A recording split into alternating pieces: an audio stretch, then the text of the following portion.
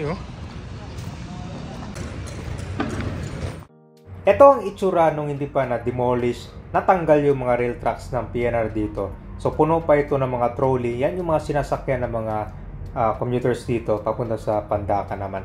Tapos ito naman yung itsura niya nung puno pa ito ng mga bahay. So yan po yung galing sa Aurora Boulevard. So fast forward tayo, mas marami ng mga bahay ang na-demolish dito mala sa harap ng PUP School.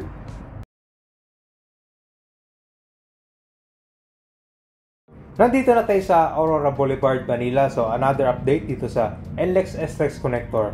So marami na tayo na feature ng mga ibang section nitong project. So meron dito na nagbukas na simula sa Espanya papunta dito sa Aurora Boulevard. So ngayon naman dito sa area ng PUP Santa Mesa. Kasi ito magko-connect na to dun sa Skyway Stage 3. So simula dito pag pupunta ka ng Bulacan, Zambales, kakaliwa ka na papasok dito sa NLEX SLEX Connector sa Aurora Boulevard section. So ito po yung dating merong flyover at na-decommission. Ginawa na siya ng road widening ngayon. So tingnan din natin itong PNR. Nabaklas na rin yung rail tracks para sa pagkwanto paggagawing elevated na rin yung daanan ng train.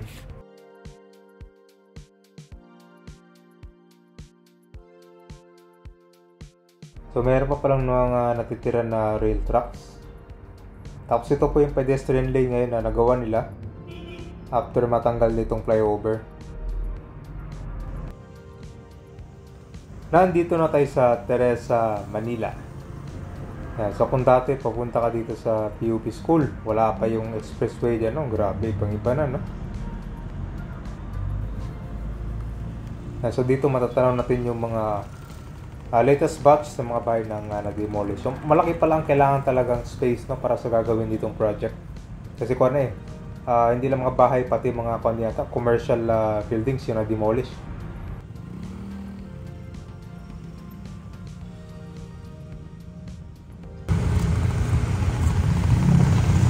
Tingnan natin. Ito yung mga latest sa bahay na white out. Dami natanggal, no?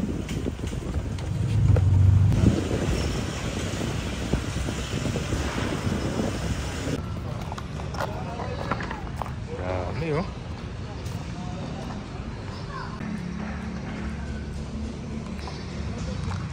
Yan yung Santa Mesa Station ng PNR. Yan. Sarado na. Tanggal na rin, napaklas na rin yung mga rail tracks.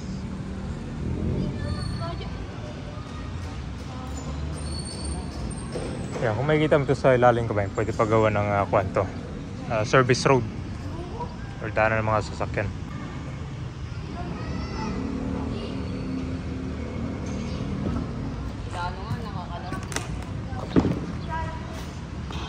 Grabe yung natanggal, no?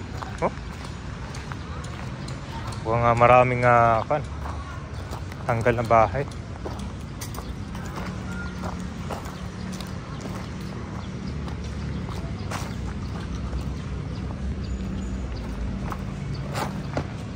So ito yung mga latest bus na natanggal. Doon may demolition pa dun. So sa harap lang ng PUP Santa Mesa School.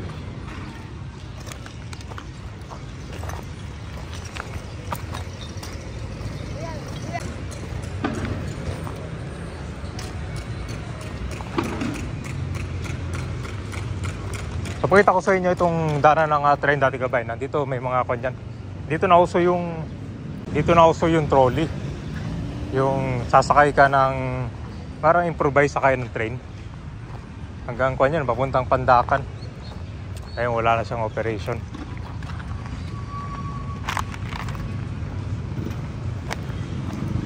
Oh. Yan, pag dumaan ka dito ng PUP School, maninibago ka, may expressway na sa harap ng school.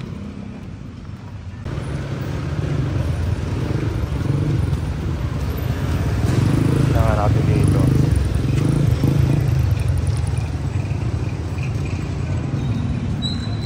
Oh. Dito, daming mga bahay ang natanggal, oh.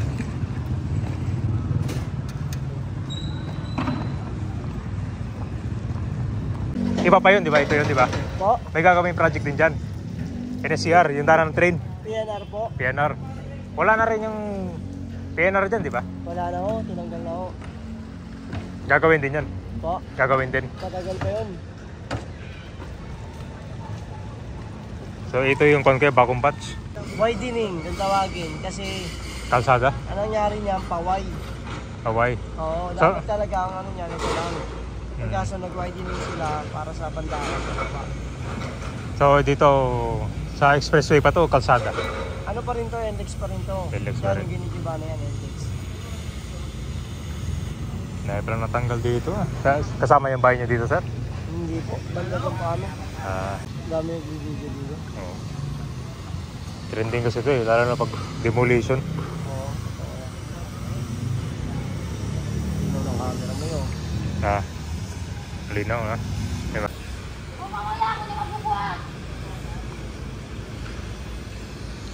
Kasama pa to? Hindi na. Hindi na. Wala na rin no kasi kung Pagka pagdating dito, nakabuka na yun eh. Naliligo ka ba? ano yung na-demolish ka ba? Bahay pa to, building? Bahay yan niya. Bahay din. Hmm. Malaki pala no, parang dorm no?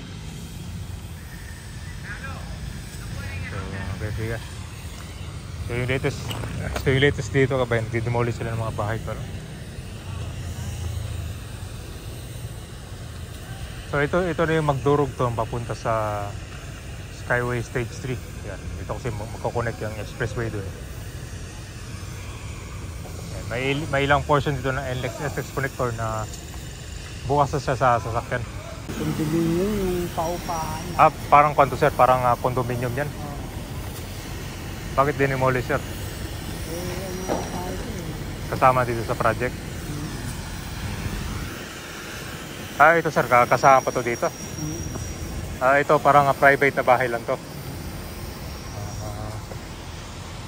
So hanggang saan pa sir yung kailangan nila dito? Diretso pa dito.